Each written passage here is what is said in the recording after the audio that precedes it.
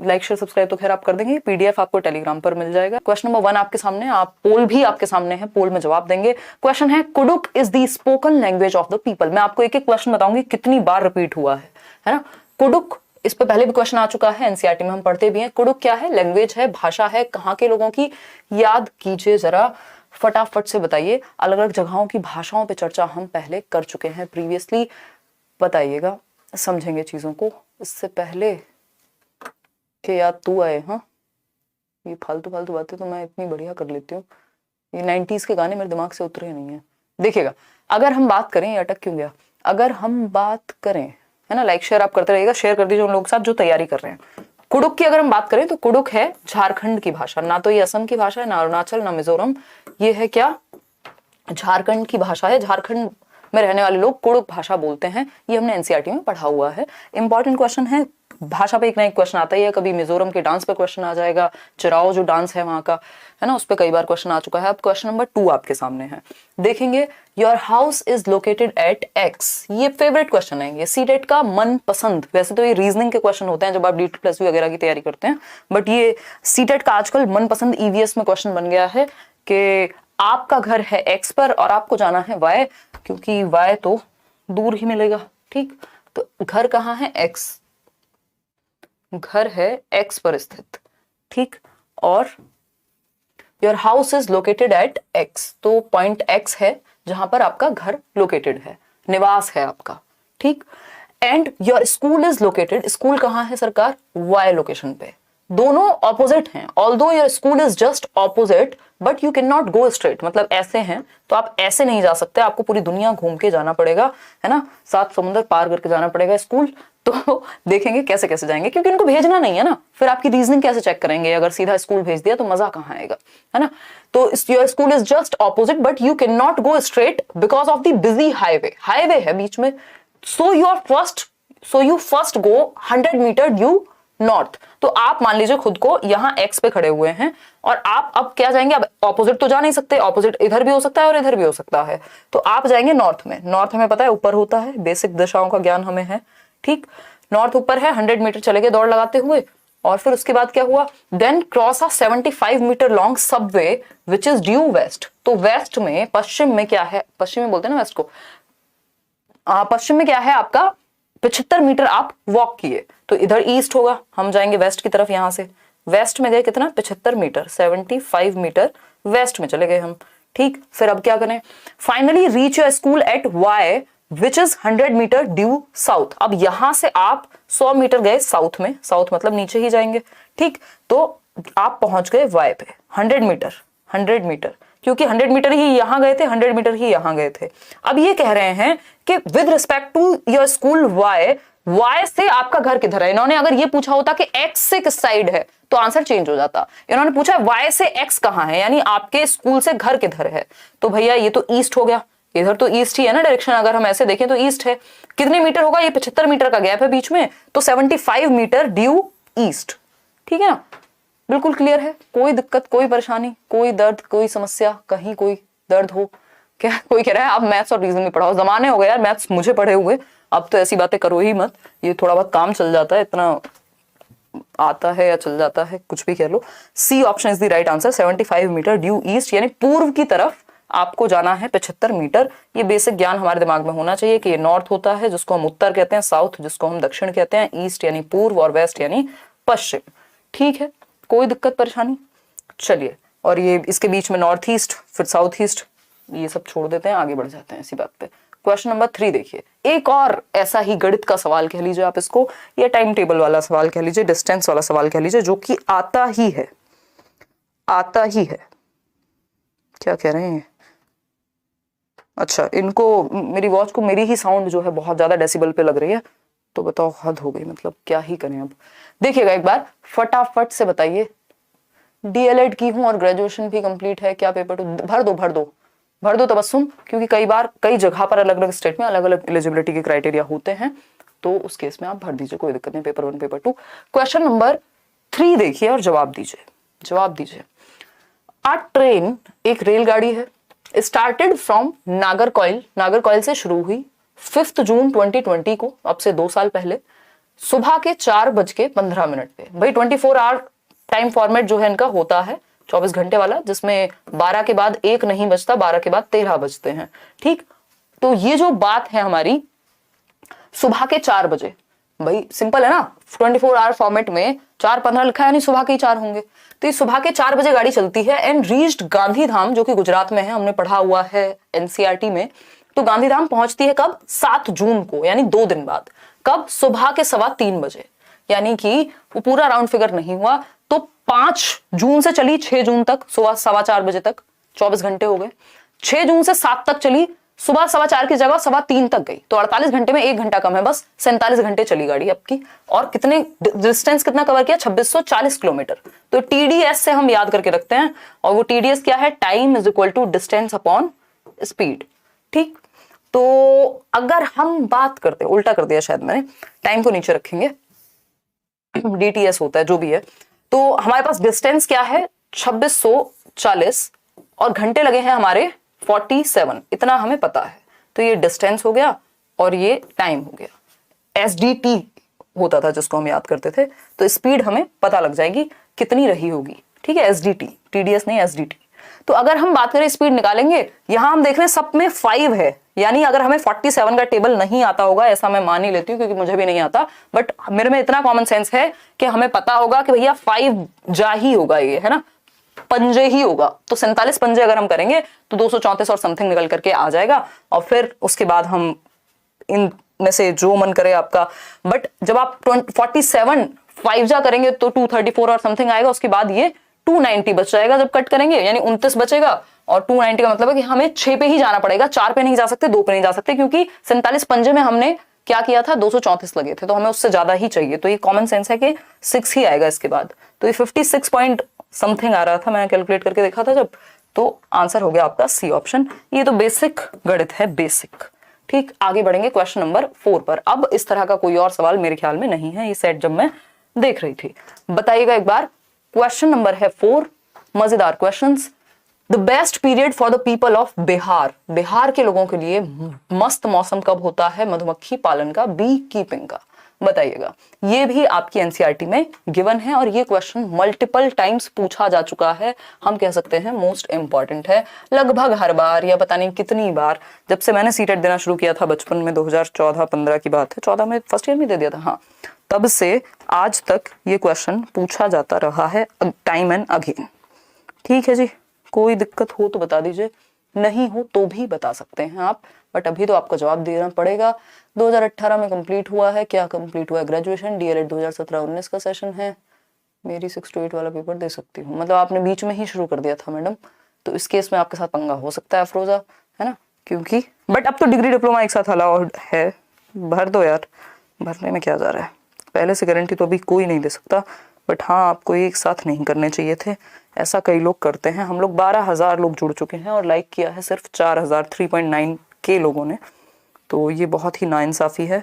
मेरे आंसू आ गए हैं ये देख के। एससी कैंडिडेट्स के लिए ग्रेजुएशन में 5% रिलैक्सेशन है क्या? मैंने बीएड किया है, हाँ हाँ होगा होगा, और देख लो एक बार। चलो आगे बढ़ते हैं, इतनी बात है, आगे बढ़ेंगे। बहुत सारी बातें हम कर चुके हैं, अब और बातें नहीं करेंगे। तो इसका सिंपल आंसर है अक्टूबर टू दिसंबर। ये आपकी एनसीईआरटी में लिखा हुआ है, मैं अपनी मर्जी से बना करके नहीं बता रही हूँ। ठीक, तो एनसीईआरटी की समरी अगर आपने चैनल पे नहीं देखी है लेट्स लर्न पे, तो देख लीजिए। अदरवाइज मैं कुछ बड़े बड़े सेशन लगा करके 1-2 दिन बाद से आपकी एनसीईआरटी ईवीएस की हिंदी पेडागोजी, इंग्लिश पेडागोजी, एक 2-2 सेशन में निपटा देंगे सब। ठीक, तो अक्टूबर टू दिसंबर है इसका सही समय। B option is the right answer. देख लीजिए आपने कितने % लोगों ने सही उत्तर दिया। एक बहुत ही प्यारा आंसर जिसके लिए हम ये डब्बा लेकर के आए थे, I mean packet, cover, whatever you want to call it. ठीक, पाउच, है ना। क्वेश्चन नंबर 5 देखिए, Velcro is used to stick together many things. Who among the following got inspiration from nature to make Velcro? यानी कि Velcro का उपयोग बहुत सी चीजों को एक दूसरे के साथ चिपकाने में किया जाता है। निम्नलिखित में से किसने प्रकृति से प्रेरणा लेकर वेलक्रो को बनाया? आपको याद होगा एक चैप्टर है एनसीईआरटी में जिसमें बात क्या होती है, जिसमें बात ये होती है कि आप कुछ तो एक जगह से दूसरी जगह चिपक के, फर के थ्रू, जानवरों के, इस तरह की एक स्टोरी है ना। तो वो उससे आइडिया आया एक व्यक्ति को जिनका नाम जॉर्ज मेस्ट्रल था। आंसर मिल गया होगा आपको अब तक। तो जॉर्ज मेस्ट्रल को आइडिया आया, उन्होंने उनको स्टिक करके एक ऐसी चीज बनाने का प्रयास किया जिसको हम बेल्ट्स में, जो हम सैंडल्स बोलते थे, जिनको आजकल हम और कुछ भी बोलने लग गए थे, और इस तरह के चीजों में चीजों को आपस में चिपकाने के लिए वेलक्रो का यूज करते हैं। ये वेलक्रो है, आवाज करता है, बहुत इरिटेटिंग है ना, चिपक जाता है एक दूसरे से। तो ये है वेलक्रो, आपका देख पा रहे होंगे आप, नहीं देख पा रहे हैं तो देख लीजिए, इससे ज्यादा पास हम आकर के नहीं दिखा पाएंगे। खैर छोड़ दीजिए इस बात को, ये माइक रखने के लिए है तो माइक इसमें से गिरता नहीं है। क्यों? क्योंकि जॉर्ज मेस्ट्रल की बदौलत हमें क्या मिल गया था? वेलक्रो मिल गया था, तो हमने इसको ऐसे चिपका दिया। ठीक, आप अपने टूटे हुए दिल को नहीं चिपका पाएंगे, ये बहुत ही विडंबना है, वेलक्रो वहां यूज नहीं हो पाएगा। देखिएगा, अगर हम बात करें तो ये जॉर्ज मेस्ट्रल का जवाब होगा इसका सही आंसर। एनसीईआरटी में इन पे स्टोरी है कि कैसे इन्होंने देखा नेचर में जो कुछ बीज हैं वो स्टिक कर जाते हैं, इस तरह की एक स्टोरी है। ये जॉर्ज मेंडल जो हैं वो पी मटर वाले हैं, है ना, फादर ऑफ हेरिडिटी कहते हैं इनको। रोनाल्ड रॉस वो मच्छर वाले व्यक्ति हैं जिन्होंने मलेरिया के बारे में पता लगाया था। एनसीईआरटी में कहानी है इनकी। इजाक एसिमोव पे हमारा कोई फोकस नहीं है। ठीक है, आगे बढ़ेंगे। जॉर्ज मेस्ट्रल, चलिए, C option was the right answer. Velcro याद रखिएगा, क्वेश्चन इस पे दोबारा पूछा, इससे पहले भी आ चुका है आई थिंक। क्वेश्चन नंबर 6 है, which one of the following is a union territory of India. हमें पता है जब से मैप पे 1 से 2 क्वेश्चन मिनिमम आते हैं, आज से नहीं जमानों से आते हैं मैप, और एक आपका डायरेक्शन का क्वेश्चन, और एक आपका मैपिंग स्किल से रिलेटेड आता है वो भी। ठीक, तो ये मैप वाला क्वेश्चन आता ही आता है कि इंडिया में कितने स्टेट हैं, कहाँ कौन सी डायरेक्शन की बात पूछेगा कि अच्छा ये नॉर्थ में है, साउथ में है, नेबरिंग स्टेट्स कौन से हैं। तो मैप अपने घर में लगा लीजिए, दिल में लगा लीजिए, सामने स्क्रीन पे लगा लीजिए, फोन पे लगा लीजिए, ताकि मैप में दिखता रहे कि जम्मू एंड कश्मीर के बराबर में ये है, पंजाब यहाँ है, उत्तराखंड यहाँ है, तो थोड़ा सा आइडिया रहेगा। तो अगर हम बात करें तो भारत में कौन सा भारत का संघ या केंद्र शासित प्रदेश है, बताइएगा। आज लाइव देख रही हूँ बहुत टाइम के बाद, बेबी हुआ है तब से टाइम नहीं मिला। आकांक्षा, आप बहुत बढ़िया करोगे जीवन में, मुझे याद हो आप पहले बहुत कमेंट करते थे, ठीक है ना, बहुत अच्छा करोगे। होपफुली आपका जो बच्चा है वो हेल्दी हो, देखिएगा, और आपसे इंस्पायर्ड रहेगा ही क्योंकि आप इतनी मेहनती हैं। देखिए, अगर हम बात कर रहे हैं यूटी की, तो इनमें से कौन सा केंद्र शासित प्रदेश है? अरुणाचल प्रदेश जी नहीं, मणिपुर नहीं, मेघालय नहीं, ये सब स्टेट्स हैं। यूटी जो है वो जम्मू एंड कश्मीर है, पहले नहीं हुआ करता था, अभी जब ये बाइफर्केशन और ये सारी चीजें हुई तब जाकर के जम्मू एंड कश्मीर और लद्दाख ये यूटी बन गए, ठीक है ना। तो उस केस में ये हमें याद रखना है कि भारत में 28 प्रदेश हैं, 28 स्टेट्स एंड 8 यूनियन टेरिटरीज, ठीक, जहां पे स्टेट और सेंट्रल गवर्नमेंट दोनों ही काम करती हैं। तो 8 यूटीज हैं, 28 स्टेट्स हैं, जिसमें लेह हुआ या लद्दाख हुआ, जम्मू एंड कश्मीर हुआ, दिल्ली है, चंडीगढ़ है, दमन एंड दीव, नागर हवेली जो भी है वो सब है, ठीक। चलिए खैर आगे बढ़ते हैं। तो ये आंसर इसमें डी ऑप्शन था, क्योंकि ये जो चेंजेस हुए हैं उसके बाद से इस तरह के क्वेश्चन इन्होंने और पूछे हैं ताकि आप कंफ्यूज हो। क्वेश्चन नंबर 7 देखिएगा, क्वेश्चन नंबर 7 देखिएगा, क्या कहता है, which one of the following states of our country has mines of aluminium. देखिए ये एल्यूमिनियम को बहुत प्यार करते हैं, कौन? सीटेट वाले या सीबीएसई वाले। तो ये एल्यूमिनियम पे हर बार एक क्वेश्चन डाल देते हैं, कभी कि ये एल्यूमिनियम किसका मिक्सचर है। हाँ, दादर नगर हवेली, बिल्कुल। तो अगर हम बात करें कि ये किसका मिक्सचर है, कौन सा किस धातु से मिलकर बना है, एल्यूमिनियम कहाँ पाया जाता है, ये out of the box question होता है, एनसीईआरटी में आपको रेयर ही मिल पाएगा, ठीक। तो इस केस में ये आपको थोड़ा अक्कड़ बक्कड़ बम्बे वो या फिर एल्यूमिनियम के बारे में सब कुछ पढ़ लीजिए, क्योंकि कई बार क्वेश्चन पूछा है, ठीक। तो एल्यूमिनियम कहाँ मिलेगा, माइंस कहाँ पे मिलेंगी? असम, बिहार, वेस्ट बंगाल जी नहीं, ओडिशा। और ओडिशा में 51% यानी हाफ जितना टोटल कंट्री में मिलता है उसका आधा ओडिशा में मिल जाता है, बॉक्साइट बेसिकली। और बॉक्साइट से एल्यूमिनियम, बॉक्साइट की एक ओर होती है, तो ये बॉक्साइट से हम एल्यूमिनियम निकाल लेते हैं। तो ये बेसिकली उड़ीसा में मिलता है लगभग 50% से भी ज्यादा, ठीक है ना। तो ये बेसिक बात हो गई, आगे बढ़ेंगे। ये फैक्चुअल क्वेश्चन है, ये याद रखने वाली चीज है, इसमें हम समझने जैसा कुछ नहीं है। क्वेश्चन नंबर 8 देखिए, ये इनका फेवरेट क्वेश्चन है ना, most favourite question, most favourite question, MF लिख लीजिए, most favourite question of CTET. Braille से इतना प्यार है इनको, ये CDP से भी रिलेटेड है और यहां से भी। ब्रेल स्क्रिप्ट की बात कर रहे हैं। In Braille script rows of raised dots are made on a thick paper, this script is based on. यानी कि जब हम ब्रेल लिपि की बात कर रहे हैं तो ब्रेल लिपि में मोटे कागज पर उभरे हुए बिंदु बने होते हैं, ऐसे डॉट छेद कर करके इस तरह से बनाए जाते हैं, वो डॉटेड होते हैं। जिनको आप, वो बच्चा जो विजुअली इंपेयर्ड है या ब्लाइंड है, जिसको दिख नहीं सकता है या कम दिख पाता है, वो टच करके या फील करके पढ़ सके। तो ये कितने डॉट पे बेस्ड होती है, वो जो डॉट्स हैं जो उभार करके बनाए गए हैं, वो कितने डॉट्स होते हैं, नंबर ऑफ डॉट्स, ये बहुत बार पूछा गया है, बहुत बार। तो ये जो रोज हैं उनमें dots are made on a thick paper, this script is based on, कितने डॉट्स पर बेस्ड है। तो कई लोग इसका आंसर 8 कर देते हैं, बट वो गलत हो जाएगा, 6 डॉट्स बेस्ड है, ऐसी कुछ ये दिखती है ना। और इन 6 डॉट्स का ही यूज करके लेटर्स फॉर्म किए जाएंगे, मान लीजिए ए बनाना है, जो भी उस भाषा में बनाना है। और इसका जो इजाद किया, ब्रेल लिपि को जो इन्वेंट किया, वो एक व्यक्ति थे, बेसिकली 15 साल के बच्चे थे, लुई ब्रेल। अपने फादर के इंस्ट्रूमेंट्स के साथ खेलते खेलते इनकी आंखों को नुकसान पहुंच गया था, तो ये ब्लाइंड हो गए थे। और ये फ्रांस से थे, पेरिस में। इन्होंने इसको इजाद किया 1824 में, जब ये 15 साल के थे। और बाद में इन्होंने एक बुक भी लिखी इस पे बेस्ड, 5 साल बाद 1829 में। बट इतना हमें डिटेल में क्यों ही जाना है, एनसीईआरटी में इनकी कहानी पूरी दी हुई है। नोट्स मैं कब दे रही हूँ, अगले 3 दिन के अंदर अंदर नोट्स आपके सामने ऐसे प्रस्तुत होंगे, ठीक है। काम चल रहा है नोट्स पे। तो 6 डॉट्स यानी 6 डॉट्स बेस्ड है, लुई ब्रेल ने दी थी, लुइस ब्रेल भी कह सकते हैं आप भारतवर्ष में। क्वेश्चन नंबर 9 देखिएगा एक बार, प्यारा सा सवाल है। क्या कहता है, many steps are needed to grow onion है, ये पेपर में भी यही दिया हुआ था, मैं बड़ी शॉक हुई थी ये देख के। अनियन क्रॉप होगा, ये ओ होगा, ये यू टाइप हो गया। सीटेट वालों से भी ऐसी टाइप हुआ है, हमारे टाइपिस्ट जी की इसमें कोई गलती नहीं है। इस बार सीटेट ने टाइपिंग मिस्टेक भर भर के की है ना। उन्होंने कहा पेपर भी तुम दो, पढ़ के भी तुम आओ, और गलती हम करें तो उसका भी ध्यान तुम ही रखो। कौन, एस्पिरेंट्स, है ना। खैर, तो many steps are needed to grow onion crops, consider the following steps and select the option in which these steps are given correct order, in correct order. तो इस केस में आपको हिंदी में पढ़ लेना चाहिए अगर आपको इस तरह की कंफ्यूजन हो कि प्याज की फसल उगाने के लिए कई तरह के कार्य करने होते हैं। नीचे दिए गए चरणों में विचार कीजिए कौन सा क्रम सही होगा प्याज उगाने के लिए। कभी उगाई है प्याज, है ना। सुबह से ना प्याज बिकी है ना आलू, कौन सा है वो, कोई तो मूवी ना वेलकम, उसका बड़ा डायलॉग फेमस है, कांदा या कुछ तो बोलते हैं लोग मुंबई में।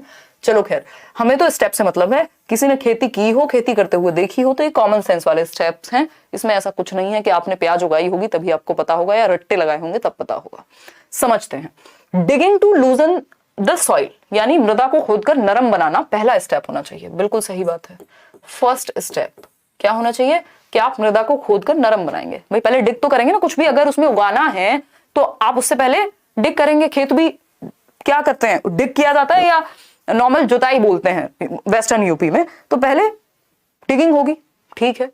Cutting the dried leaves from the top of the onion, यानी प्याज के ऊपर की सूखी पत्तियों को काटना।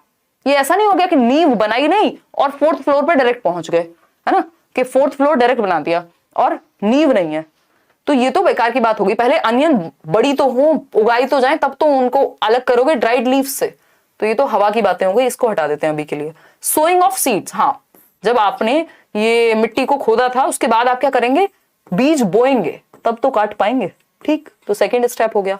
वीडिंग, जो भी एक्स्ट्रा फसल है उसको हटा देंगे, तो ये फसल नहीं, बेसिकली खरपतवार जिसको बोलते हैं, वो जो घास फालतू की उगाती है, तो ये 3rd स्टेप हो गया।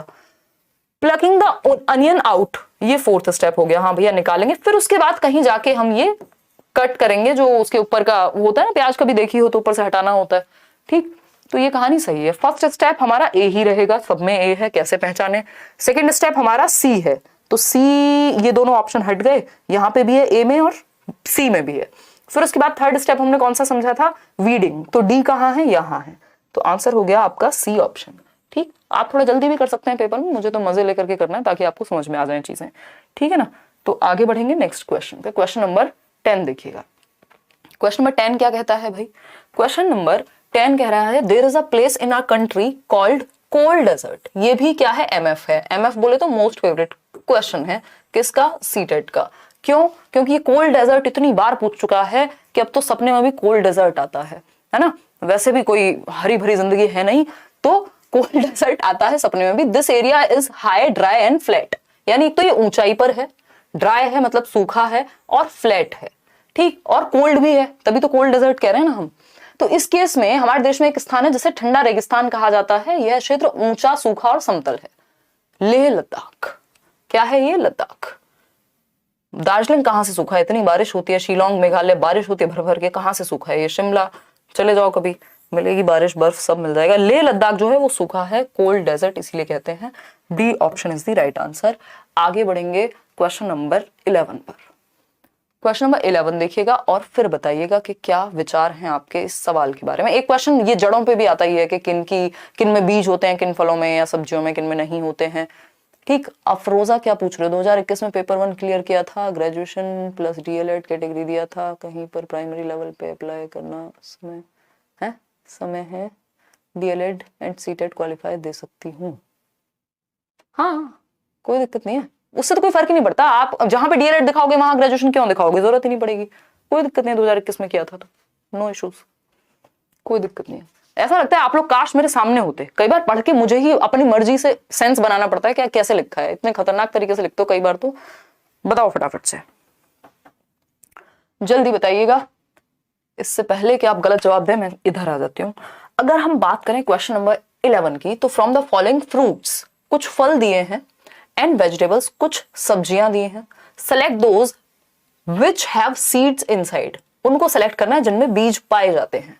कॉमन सेंस का क्वेश्चन है ना। एनवायरमेंट में आसपास फल सब्जियां ये सब तो देखी ही होंगी, है ना, ये नहीं तो बिटर गर्ड, उसके अलावा ककम्बर, फिर चीकू, लेडी फिंगर, अनियन, पियर और पोटैटो और टोमेटो। अच्छा जी, ठीक है, इनमें से किस किस में बीज पाए जाते हैं? अनियन में तो बीज नहीं पाए जाते मेरी नजर में, ज्यादा मुझे एक्सपीरियंस तो नहीं है खाना या सब्जी बनाने का, बट इतना मैं कह सकती हूँ। चीकू में भी पाए जाते हैं, खाते समय आते हैं। पोटैटो में भी कौन से बीज होते हैं हमने तो नहीं देखे आज तक। ठीक, इसमें पेयर में पाए जाएंगे, नाशपाती में मिलेंगे, खीरा, करेला, चीकू, भिंडी। ऐसा लग रहा है हम सब्जी मंडी आ गए हों। तो यहाँ पे अगर हम आलू को हटा दें और प्याज को हटा दें तो सब में बीज मिल जाएंगे। तो जहां पे भी आलू और प्याज है उसको हम हटा देंगे। अनियन, ये ऑप्शन गलत हो जाएगा। कहीं प्याज दिख रही हो किसी को, आलू दिख रहा हो, ये पोटैटो है तो ये ऑप्शन भी हट गया। बिटर गार्ड, ककम्बर, चीकू, लेडी फिंगर, पेयर और टोमेटो सही लग रहा है। यहाँ पे पोटैटो है, पोटैटो और अनियन जहां भी होगा वो ऑप्शन हम हटा देंगे क्योंकि उनमें बीज नहीं पाए जाते। तो C option is the only right answer. तो ये तरीका है कि हम एलिमिनेट करके बहुत सारे आंसर्स तक पहुंच सकते हैं, है ना। एलिमिनेट करके बहुत सारे आंसर्स तक पहुंच सकते हैं कॉमन सेंस का इस्तेमाल करके। C option is the right answer. आगे बढ़ेंगे नेक्स्ट क्वेश्चन पे। क्वेश्चन नंबर है हमारा 12। कोई कह रहा है 9 का ए होगा, हमने क्या बताया? हमने ई बताया, सही तो बताया, ए ही तो बताया था सरकार, या नहीं? स्टेप में गड़बड़ कर दी थी क्या? डिगिंग द, हाँ ठीक है, तो ए ही बताया था ना इसमें, ACDEB। हाँ, डिगिंग, सोइंग, प्लकिंग। अच्छा ओके ओके, प्लग करके उसके बाद ये करेंगे ना। ठीक है ठीक है, ए कर लेना यार इसको। ठीक है, इससे पहले कि आप लोग नाराज हो जाएं तो इसको आप ए कर लीजिएगा, है ना। चलें आगे बढ़ें। या हो सकता है किसी ने गलत लिख दिया, वो अपनी मर्जी से कह रहा हो। क्वेश्चन नंबर 11 हो गया हमारा, 12 पे चलेंगे। देखिए प्यारा सा क्वेश्चन है, बहुत ही सुंदर, शानदार, जबरदस्त। इतने सुपर चैट करके क्वेश्चन पूछ रहे हो आप, मुझे लग रहा है पता नहीं कितनी समस्या में हो, है ना। मैं ये क्वेश्चन आंसर का ही सेशन रख दूंगी ईवीएस छोड़ के। अच्छा, प्रीति ने कुछ पूछा ही नहीं है, ऐसे ही पैसे लुटा रही हैं। चलो कोई बात नहीं, धन्यवाद। बाय वाइट टाइगर टीम, कौन है इंसान, कहाँ से आते हैं ये लोग? चलिए आंसर कीजिए फटाफट से क्वेश्चन नंबर 12 का। Which one of the following animals look like a bear, यानी एक भालू की तरह नजर आता है बट भालू नहीं है। समझिएगा, भालू नहीं है, ठीक है। गंगाधर शक्तिमान यहां नहीं है। This animal spend 17 hours a day, 17 घंटे सोते हैं भाई साहब 24 घंटे में से। देख रहे हो, जिंदगी मजे हैं। While hanging upside down on a tree branch and eats the leaves of the same tree. Upside down यानी उल्टे सोते हैं, है ना, स्वैग है तो उल्टे सोते हैं। भालू जैसे दिखते हैं, भालू है नहीं। 17 घंटे सोते हैं 24 घंटे में से। जिस ब्रांच पे हम सोते हैं उसी की ब्रांच खा जाते हैं जिस ट्री पे सोते हैं। याद आ रही है कुछ कहानी? एनसीईआरटी में बहुत बार पढ़ी है, बहुत बार पूछा जा चुका है इस पे क्वेश्चन। ये भी एमएफ की कैटेगरी में आएगा, यानी मोस्ट फेवरेट। ठीक, and eats the leaves of the same tree. ठीक है, the average life of this animal, भैया 40 साल जी रहे हैं, थोड़ा बहुत भी नहीं। और लगभग मुझे याद आ रहा है कि 5 साल तक एक पेड़ पे रहते हैं, तो कुछ 8 पेड़ में जिंदगी निकल जाती है। आप सोचते हैं दुनिया घूमेंगे आप, हैं? तो ये स्लॉथ हैं, इनका नाम क्या है? स्लॉथ है। पांडा नहीं है, ये स्लॉथ है। ठीक, स्लॉथ कह लीजिए आप इनको। ना ये चिंपैंजी है, ना ये लंगूर है, ना ये पांडा है, ये है स्लॉथ भाई साहब। तो सिंपल सी बात, डी ऑप्शन सही उत्तर है। आगे बढ़ेंगे क्वेश्चन नंबर 13 पर। ये सब एनसीईआरटी के क्वेश्चंस हैं। 13 देखिएगा एक बार, इसमें मैच मेकिंग करनी है, मैच मेकिंग वो वाली नहीं, कॉलम 1 से कॉलम 2 की मैच मेकिंग करनी है, 2 लोगों की नहीं। ठीक, match the locations in column 1, एक तरफ दी हुई है लोकेशंस और दूसरी तरफ दिए हुए हैं क्या, हाउसेस। तो ये किस लोकेशन पे कैसे घर मिलते हैं वो आपको पहचानना है। एनसीईआरटी में ये सारी कहानियां गिवन हैं, अगर आप भूल गए हैं तो हम जल्दी ही एक सेशन रखेंगे जिसमें सारी एनसीईआरटी निपटा लेंगे। 2 घंटे, 4 घंटे, 6 घंटे या 100 घंटे, समय की हमारे पास कोई कमी नहीं है, है ना। अभी हमारे पास जीवन बाकी है, ऐसा हम मान के चल रहे हैं। ठीक, चलिएगा, बताइएगा आंसर। 18,000 लोग हम लोग जुड़े हुए हैं और लाइक कितने लोगों ने किया, 9,000 लोगों ने। क्या 50% लोग ऐसे ही मजे करने आते हैं? क्या कोई कहेगा हाँ आते हैं, आपसे मतलब है? मुझे पता नहीं क्या हो जाता है रात तक आते आते। चलो एक बार आंसर, ये अटक के क्यों चल रहा है भाई? अटक के क्यों चल रहा है? आंसर करो फटाफट से, वो भी पोल में। देखूं कितने % लोग सही उत्तर दे रहे हैं, पता नहीं कितने % लोग दे रहे हैं, मुझे खुद नहीं पता, लॉगिन ही नहीं किया, नया फोन है, लॉगिन नहीं किया। चलिए खैर कोई बात नहीं, आगे बढ़ते हैं। अगर हम बात करें क्वेश्चन नंबर 13 की, तो असम में घर कैसे होते हैं याद कीजिए। मेरी प्यारी प्यारी मेमोरी स्मृति ये कह रही है कि असम के घर 3.5 मीटर ऊंचे बनते हैं जमीन से, यानी कुछ 11 फीट ऊंचे बनते हैं, क्योंकि वहां बारिश बहुत होती है। बच्चे, जो पहला ही चैप्टर है आपका going to school NCERT 3rd class का, तो वहां पे बच्चे जो हैं वो बैम्बू के ब्रिज से और पता नहीं कैसे कैसे जाते हैं, क्योंकि बारिश बहुत होती है। तो असम के घर तो ऊंचाई पे बने होंगे कहीं, elevated houses made on bamboo pillars, बिल्कुल सही बात है। यानी मिट्टी के घर, कंटीली झाड़ियों से बनी छत होती है। ठीक है, कौन सी भाषा है ये? हाँ, ठीक है। सेकंड ऑप्शन है, 3rd है भैया, बांस के खंभों पर बने ऊंचे घर। ये बात सही है, जमीन से उठे हुए होते हैं, 3.5 मीटर की ऊंचाई होती है। ठीक है, ये भी बहुत फेवरेट है, इसको भी आप एमएफ की कैटेगरी में डाल सकते हैं। मोस्ट फेवरेट क्वेश्चन है सीटेट का, बहुत बार स्कूल से क्वेश्चन आता ही है, कैसे जाना है, कैसे पहुंचना है, और जगह से भी, मतलब लोकेशन से भी, कि कहां पे कैसे घर पाए जाते हैं। और स्कूल तो क्योंकि असम वाला चैप्टर पढ़ा था तो हम समझ जाएंगे। लद्दाख में कैसे घर होंगे? लद्दाख में घर होंगे कैसे? स्लोपिंग नहीं, लद्दाख में कैसे घर होंगे? वो वाले बुशेस वाले and all, bushes proper bushes नहीं, वो राजस्थान में होंगे। देखो एक बार, house is made of stones and wooden floor, ये हमें याद है। और नीचे वाले फ्लोर पे लोग जानवर वगैरह रखते थे, ये भी हमें याद है। बी का 2 होगा, क्या होगा? बी का 2। तो बी का 2 तो भैया सिर्फ सी ऑप्शन नहीं है, अब आगे क्यों चेक करें, हमें तो मिल गया अपना आंसर, है ना। तो ये तरीका है, फंडा है, एलिमिनेट करके आप निकाल सकते हैं, क्योंकि बी का सेकंड कहीं नहीं है किसी ऑप्शन में, तो सी ऑप्शन में ही है। हालांकि फिर भी चेक कर लेंगे, मनाली में होते हैं स्लोपिंग रूफ्स, आप तो जाते ही रहते होंगे घूमने, है ना। तो ये जो है, जो घर है, ये कॉलम इधर उधर कहाँ गया हुआ है, पत्थर लकड़ी से बने ढालू छतों वाले घर, थोड़े स्लोप वाले घर होते हैं मनाली में, क्योंकि बारिश वगैरह भी है। ठीक, राजस्थान ऑफ कोर्स, यहाँ पे इग्लू तो नहीं पाए जाएंगे, बट मड हाउसेस पाए जाएंगे जिनकी छत पे थॉर्नी बुशेस होंगी, क्योंकि गर्मी भी है तो झाड़ियों की छत होती है कहाँ पे? राजस्थान में। तो उस हिसाब से हमारा आंसर जो है वो सी ऑप्शन सही है। आगे बढ़ेंगे नेक्स्ट क्वेश्चन पे, क्वेश्चन नंबर है 14। देखिएगा, समझेंगे, ये क्वेश्चन भी इनका काफी फेवरेट है, 2 से 3 बार पूछ चुके हैं। आर अर्थ, एक बार तो आंसर भी गलत दे दिया था, अलास्का बता दिया था इन्होंने, मर्जी है इनकी, कैसे भी करें, है ना। क्योंकि अलास्का भी, वो क्वेश्चन फिर इन्होंने घुमा के पूछा होगा, क्योंकि अलास्का भी क्या है, अपसाइड डाउन ही है हमारे इंडिया से अगर देखा जाए तो। बताइएगा, 9 बजे शुरू होती है जी क्लास, 9 बजे डेली आपको आना है, और हम मजे मस्ती में पढ़ेंगे, जैसे जैसे पेपर आएगा पास, हम स्ट्रेस नहीं लेंगे। Our earth is round like a globe, यानी हमारी जो धरती है, पृथ्वी है, वो ग्लोब की भांति गोल है। There is actually no up और डाउन ऑन दी अर्थ, यानी कोई ऊपर या नीचे नहीं है, गोल बेशक है लेकिन ऊपर और नीचे नहीं है कोई भी जगह, यह सब सापेक्ष है, रिलेटिव है ना। हम रिलेटिव हैं एक दूसरे के, ऐसा नहीं हो सकता कि ये यहां है कंट्री तो ये नीचे हो गया। We the people of India, क्योंकि ये गोल है, क्या? Earth. We the people of India actually stand on the surface of earth upside down in relation to the people of, यानी हम भारत के लोग वास्तव में पृथ्वी के पृष्ठ पर नीचे दिए गए जिस देश के लोगों के सापेक्ष उल्टे हैं। देखो, बहुत बड़ी हिंट दी है इन्होंने क्या दी है? हिंट दी है। क्या हिंट दी है? कि हम भारत के लोग, we the people of India actually stand on the surface of earth upside down in relation to the people of, यानी हम किसके नीचे की ओर, वास्तव में पृथ्वी के पृष्ठ पर नीचे दिए गए जिस देश के लोगों के सापेक्ष, यानी पृथ्वी के पृष्ठ पे नीचे खड़े हैं कौन से लोग? जिनके हम सापेक्ष हैं। तो कौन सा देश नीचे हुआ हमसे? मतलब जस्ट नीचे नहीं, अपसाइड डाउन। तो यहां है हमारा ये एशिया या कह लीजिए भारत, और यहां कहीं है आपका ये अर्जेंटीना। तो ये बिल्कुल ऑपोजिट पड़ जाते, मतलब अपसाइड डाउन पड़ जाएंगे।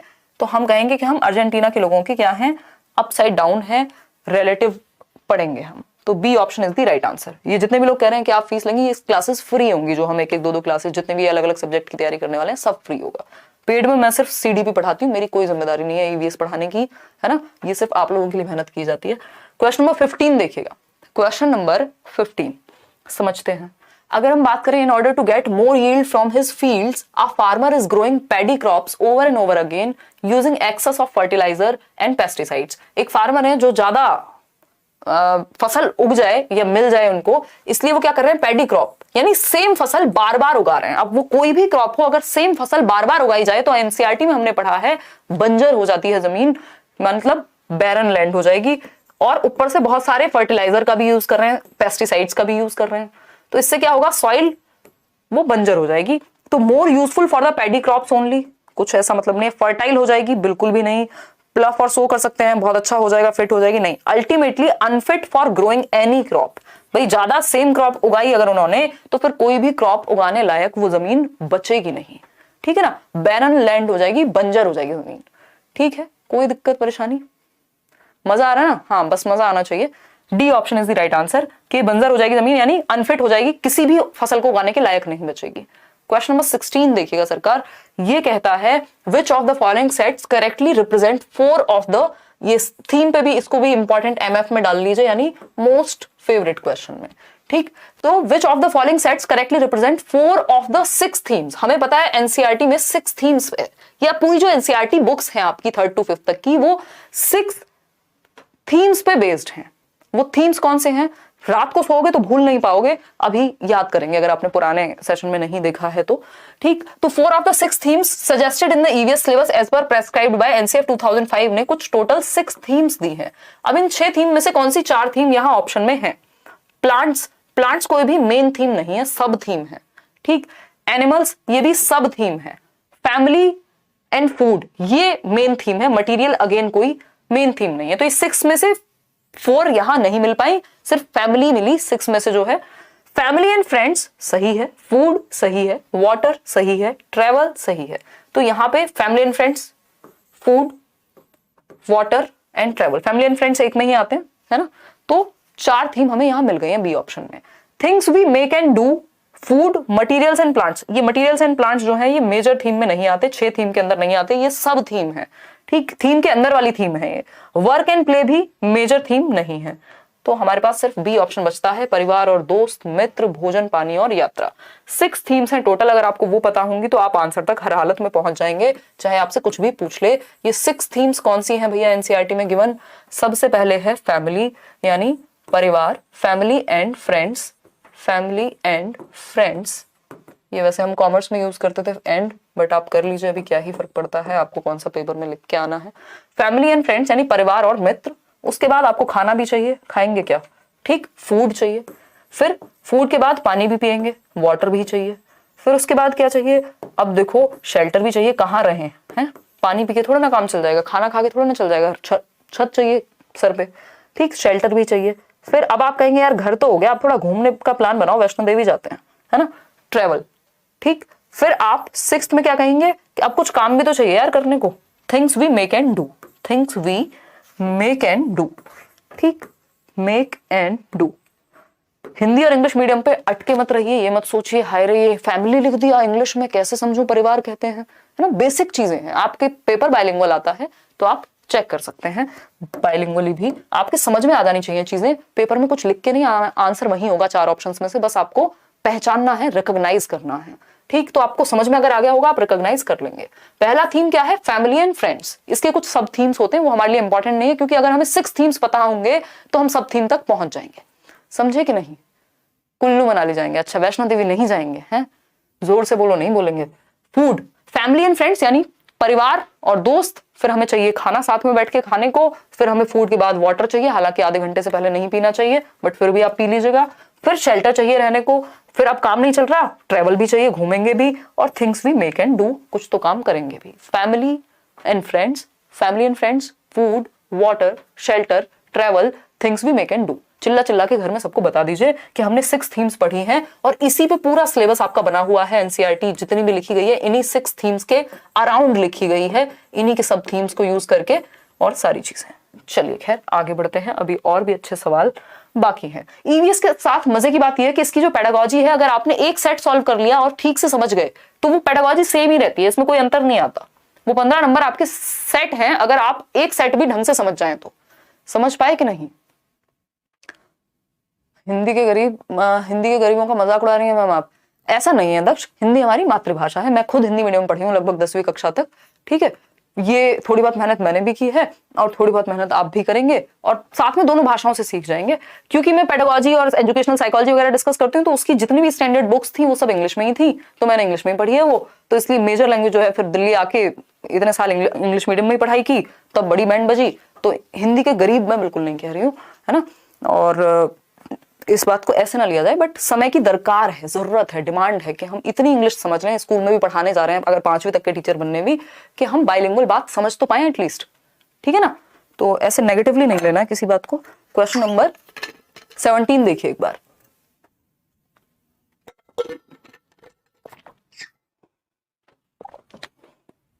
क्वेश्चन नंबर 17 क्या कहता है भाई? ये कहता है what are the good practices of making students portfolios. अब ये क्वेश्चन आपको हर जगह मिलेगा। पोर्टफोलियो पेडागोजी का हिस्सा है, चाहे वो सीडीपी हो, हिंदी हो, इंग्लिश हो। पोर्टफोलियो क्या? बच्चे के अच्छे कर्म, अचीवमेंट्स, उसकी कुछ स्पेसिफिक चीजें पोर्टफोलियो में होती है, एक ऐसी फाइल जिसमें आपके सुंदर सुंदर कर्म होते हैं। तो फर्स्ट ऑप्शन है selecting work to be included in the portfolio on the basis of specific reason. देखो पूछा है गुड प्रैक्टिस, ये नहीं पूछा बैड प्रैक्टिस, यानी कौन सी अच्छी बातें हैं पोर्टफोलियो बनाते समय। जब आप बच्चों का पोर्टफोलियो बना रहे हैं तो किन तरीकों का अपनाना अच्छा माना जाएगा। पहला ऑप्शन है selecting work to be included in the portfolio on the basis of specific reason, यानी एक विशिष्ट कारण के आधार पर पोर्टफोलियो में शामिल किए जाने वाले काम का चयन करना, है ना। कि आप स्पेसिफिक काम का चयन कर रहे हैं कि ये चीज पोर्टफोलियो में डाली जाएगी, बच्चे के बारे में विशेष है, तो जो भी विशेष बातें होती हैं वो हम पोर्टफोलियो में डालते हैं, सारी बातें पोर्टफोलियो में नहीं डाली जाती, है ना। आप कोई मूवी भी देखते हैं, मान लीजिए MS धोनी के ऊपर मूवी बनी, तो ऐसा थोड़ी सारी चीजें जीवन की आ गई होंगी, कुछ कुछ घटनाएं, स्पेसिफिक घटनाओं को लिया गया होगा। तो वो पोर्टफोलियो के जैसा है कि स्पेसिफिक घटनाओं को आप लेते हैं, ठीक है। प्रश्न के वक्त आगे से हट जाया करो। बिल्कुल हट जाती हूँ, मेरी आदत हो गई है वो, ऐसे हम टीचिंग ट्रेनिंग में पढ़ते थे ना, ऐसे घूम घूम के चल चल के पढ़ाने की, बट मैं हट जाती हूँ। लो आप कहो दुनिया से जाएं। और बताओ, तो अगर हम बात करें, क्वेश्चन पढ़ लो, बिल्कुल हट जाती हूँ, मैं साइड हो जाती हूँ। Selecting work to be included in the portfolio on the basis of a specific reason, यानी विशिष्ट कारण के आधार पर पोर्टफोलियो में शामिल किए जाने वाले काम का चयन, कि इन चीजों को पोर्टफोलियो में डालेंगे, इनको नहीं डालेंगे, सेलेक्ट करेंगे, ठीक है। Selecting all items of work of a student to be put in portfolio, भैया सारी बातें नहीं आती हैं एक बच्चे की पोर्टफोलियो में, फिर वो पोर्टफोलियो नहीं बचा ना। मान लीजिए आप गए एक फोटोग्राफर के पास और आपने कहा एक बढ़िया पोर्टफोलियो बनवाना है, मॉडलिंग में जाना है, हमें तो मॉडलिंग करनी है। अब जितने भी फोटोज ने लिए वो सब आप भर के ले गए, जबकि आपको अच्छे अच्छे फोटोज लेके जाने थे, है ना, जिसमें आप खा रहे हैं, पी रहे हैं, बहुत बुरी शक्ल बना रहे हैं, जीभ निकली हुई है, वो भी डाल दिया आपने पोर्टफोलियो में, जबकि आपको स्पेसिफिक आइटम्स डालने थे। तो ये तो हट जाएगा कि सारे आइटम को हम सेलेक्ट नहीं करते पोर्टफोलियो में, स्पेसिफिक आइटम्स आते हैं। मेकिंग चाइल्ड सेलेक्ट हर और his work to be put in portfolio, यानी बच्चे को भी आप इंक्लूड कर लेंगे जब आप पोर्टफोलियो बना रहे होंगे, तो कुछ उसके भी विचार जान लेंगे। इससे क्या होगा, टीचर और बच्चा दोनों इन्वॉल्व होंगे काम में, यानी चाइल्ड सेंटर्ड एजुकेशन हो जाएगी। डी ऑप्शन है collecting range of students work over a period of time. ऐसा नहीं है एक दिन आप गए, बच्चे की जो अच्छी बुरी बातें दिखी डाल दिया, over a period of time आप ऑब्जर्व कर रहे हैं, जो जो चीजें आपको लग रही है, जरूरत लग रही है डालने की, उनको आप ऐड कर रहे हैं। तो सिर्फ बी ऑप्शन हमें यहाँ नेगेटिव लग रहा है और हमें 3 ही ऑप्शन चूज कर सकते हैं, तो A, C और D। जहां पे भी B है उसको हटा देंगे, B हटा दिया, यहां से भी हटा दिया, A और D सिर्फ नहीं होंगे क्योंकि C भी सही है कि बच्चों को इंक्लूड करें, तो A, C, D is the right answer. D option सही है, बाकी उतने सही नहीं है जितना D सही है। क्वेश्चन नंबर 18, याद रखना है आंसर चूज करते समय कि जो एकदम फालतू फालतू एग्जांपल मैंने आपको दिया हुआ है ना, शादी करने जाते हैं लोग, बेस्ट इंसान का चयन करने की कोशिश करते हैं, तो आपको 4 ऑप्शन में से बेस्ट चूज करना है जो बाकियों से बेस्ट हो सकता है चारों सही हो, पेडागोजी में ऐसा भी होता है एट टाइम्स, बट आपको बेस्ट चाहिए, ठीक है, जिससे 1 नंबर मिलेगा, ठीक। तो क्वेश्चन नंबर 18 देखिएगा, ये कहता है according to NCF 2005 national curriculum framework, राष्ट्रीय पाठ्यचर्या की रूपरेखा 2005 की जब हम बात कर रहे हैं, तो ये एक डॉक्यूमेंट है जो हमें बताता है कि किस सब्जेक्ट को कैसे पढ़ें तो अच्छे से पढ़ पाएंगे या अच्छे से पढ़ा पाएंगे, ठीक है ना। अब मैं साइड हट जाती हूँ, मैं भूल गई थी और कि आप लोगों ने कहा है कि मुझे साइड रहना है, अदरवाइज तो हिंदी मीडियम में नोट्स जल्दी मिल रहे हैं अनिल आपको, डोंट वरी, सीडीपी के टेंशन नहीं लेना है। आपके हेयर बिल्कुल सेम है मेरी तरह। प्रीति ये मजाक उड़ा रहे हो हैं? ऐसे करोगे मैं चंपू बन के घूम रही हूँ तो यार मुझे ऐसे बुरा फील मत कराओ यार, मैं रो नहीं पाऊंगी क्योंकि मेरे को फर्क नहीं पड़ता एटलीस्ट लुक्स पे।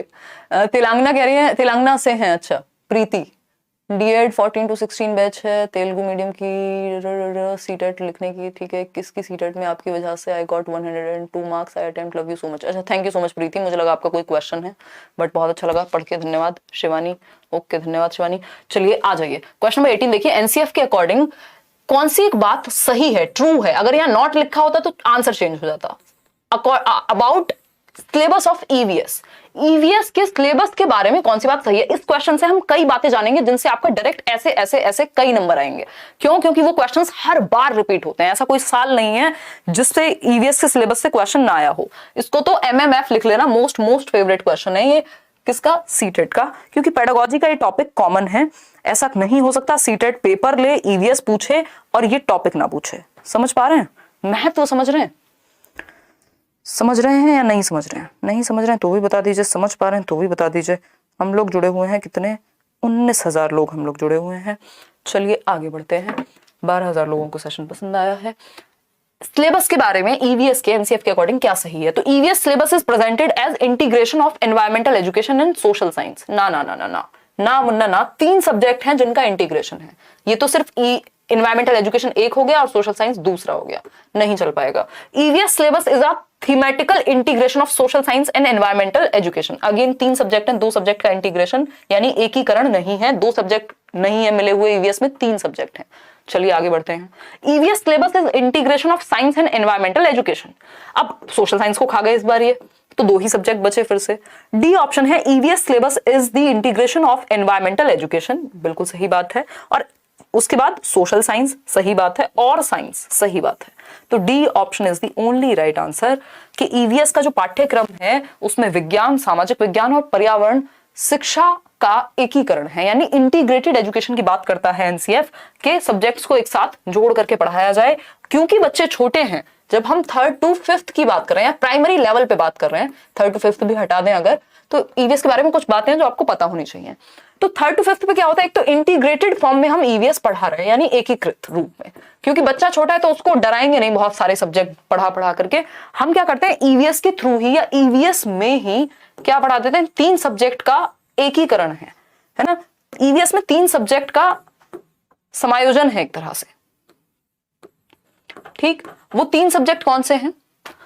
एक है एनवायरमेंटल एजुकेशन खुद, या एनवायरमेंटल स्टडीज कह देते हैं, एनवायरमेंटल स्टडीज या एजुकेशन, यानी ईवीएस पर्यावरण अध्ययन। पर्यावरण विज्ञान नहीं है क्योंकि छोटा बच्चा है, तो पर्यावरण अध्ययन कहते हैं। ईवीएस की फुल फॉर्म एनवायरमेंटल स्टडीज है, एनवायरमेंटल साइंस नहीं है, याद रखिएगा, 1 नंबर का क्वेश्चन आता है, ठीक है ना।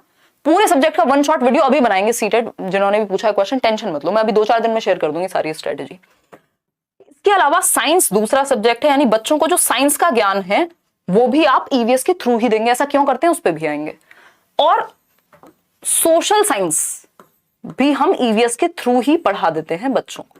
इसका मतलब क्या हुआ? क्यों करते हैं ऐसा? क्योंकि बच्चा जो प्राइमरी क्लास का बच्चा है वो एनवायरमेंट में ऐसा नहीं देखा कि उसने पेड़ देखा तो कहा अरे ये तो ज्योग्राफी है ना, और एनवायरमेंट में कुछ रखा हुआ देखा है, पानी देखा तो कहा अरे ये तो हमारा एनवायरमेंट है ना, और या फिर लोगों को देखा एक साथ इकट्ठे और कोई मूवी देख रहा है, कुछ उसमें पंचायत का सीन आ रहा है, अरे ये तो सोशल साइंस की बात होती है। ऐसे नहीं करता बच्चा। बच्चे के लिए तीनों चीजें एनवायरमेंट है ना। बच्चे के लिए तीनों ही एस्पेक्ट एनवायरमेंट का ही हिस्सा है। तो इसलिए ईवीएस को हम एनवायरमेंट में पढ़ा रहे हैं जब बच्चा प्राइमरी क्लास में है ना, क्योंकि वो एनवायरमेंट को कैसे देखता है? होलिस्टिक रूप में देखता है ना, सर्वांगीण रूप में देखता है, वो एकीकृत रूप में देखता है, तो हम उसको ऐसे ही पढ़ा रहे हैं, ठीक। क्या है? होलिस्टिक रूप में देखता है। ये क्वेश्चन बहुत बार पूछा जा चुका है, इसलिए हम ऐसे ही पढ़ाते हैं, होलिस्टिकली इंटीग्रेटेड फॉर्म में, जिसमें ईवीएस के अंदर एनवायरमेंटल स्टडीज या एनवायरमेंटल एजुकेशन यानी पर्यावरण शिक्षा भी आती है, विज्ञान भी इसी से जुड़ा हुआ है। इसीलिए आप देख रहे हैं कुछ टॉपिक्स में साइंस वाले हैं, जैसे हम इन्वेंशन की बात कर रहे हैं तो किसने इन्वेंट किया, क्या है, और भी इस तरह की चीजें हैं। सोशल साइंस के भी कुछ टॉपिक्स हैं जो सोसाइटी से रिलेटेड, अनटचेबिलिटी है, इस तरह के आप जब एनसीईआरटी पढ़ते हैं तो मिलते हैं, और ईवीएस के भी हैं। तो इसमें 3 सब्जेक्ट इंक्लूडेड हैं। एक और चीज है आपकी, वो दूसरा पॉइंट क्या है कि हम ईवीएस का फुल फॉर्म मैंने आपको बता दिया, एनवायरमेंटल स्टडीज है, साइंस नहीं है। दूसरा, फर्स्ट और सेकंड क्लास में, फर्स्ट एंड सेकंड क्लास में ईवीएस की कोई टेक्स्ट बुक नहीं है। No separate text book of EVS, no separate text book of EVS, no separate text book of EVS, यानी ईवीएस की कोई अलग से किताब नहीं है। क्यों? क्योंकि हम मैथ्स और लैंग्वेज के थ्रू ही ईवीएस को पढ़ा देते हैं। मैथ्स और लैंग्वेज से जोड़ करके ही हम एनवायरमेंट के प्रति अवेयर करा देते हैं बच्चों को, क्योंकि बच्चा बहुत छोटा है, फर्स्ट और सेकंड क्लास की बात चल रही है, तो अलग से ईवीएस की कोई बुक नहीं होती, ठीक है ना, ईवीएस की कोई टेक्स्ट बुक नहीं होती। इन 3-4 बातों से आपके कई क्वेश्चन बनते हैं, हर साल बनते हैं। एक वो थीम वाली बात हो गई। अगर ये सेशन आपने एकमात्र अच्छे से देख लिया है, आपके पेडागोजी के क्वेश्चन बहुत रेयर है कि गलत होंगे, ठीक है ना, एक सेशन से। अब इससे ज्यादा क्या लोगे, बच्चे की जान लोगे? तो डी ऑप्शन सही है कि सिलेबस जो है वो इंटीग्रेटेड है, एनवायरमेंटल एजुकेशन, सोशल साइंस और साइंस, यानी 3 सब्जेक्ट इसमें इंक्लूडेड है। क्यों? क्योंकि बच्चा एनवायरमेंट को एक रूप में देखता है, अलग अलग तोड़ के नहीं। ठीक, क्या समझे? अब देखिए क्वेश्चन नंबर 19 देखिए, इसलिए हम प्रॉपर डिटेल में चर्चा कर रहे हैं, जल्दबाजी में बिल्कुल नहीं चल रहे आज, क्योंकि अगर आपने एक सेशन अच्छे से समझ लिया, आपको बहुत सारे क्वेश्चन प्रैक्टिस करने में आसानी हो जाएगी। बहुत बड़े अरिंदम, आपके कब मिलेंगे नोट्स? जल्दी मिलेंगे यार, ऐसे लाल पीले मत हुआ करो, मैं डर जाती हूँ यार, दिल कमजोर है मेरा।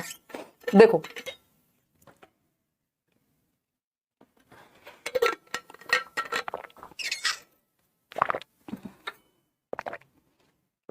क्वेश्चन क्या है, क्वेश्चन नंबर है 19, देखेंगे।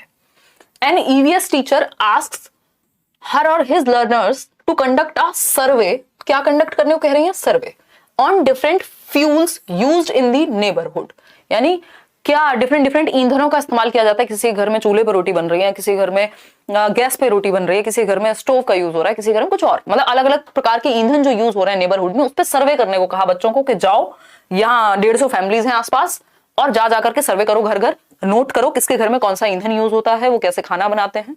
ठीक है। Which of the following process skills, देखिए प्रोसेस स्किल्स हमने लास्ट टाइम भी डिस्कस की थी। प्रोसेस स्किल्स होती हैं जिनसे बच्चे की सोचना, समझना, एक्सप्लोर करने की क्षमताएं बेहतर होती हैं। जैसे क्रिटिकल थिंकिंग, ये साइंस में या ईवीएस में यूज की जाती है। Critical thinking, hypothesis, listening skills, imagination, ये सारी जो स्किल्स हैं, प्रिडिक्ट करना, किसी एक्सपेरिमेंट को करते समय रिपोर्ट करना, ये सब प्रोसेस स्किल्स का हिस्सा है। तो कौन सी प्रोसेस स्किल्स बच्चे के अंदर डेवलप होंगी जब वो ये सर्वे करेगा?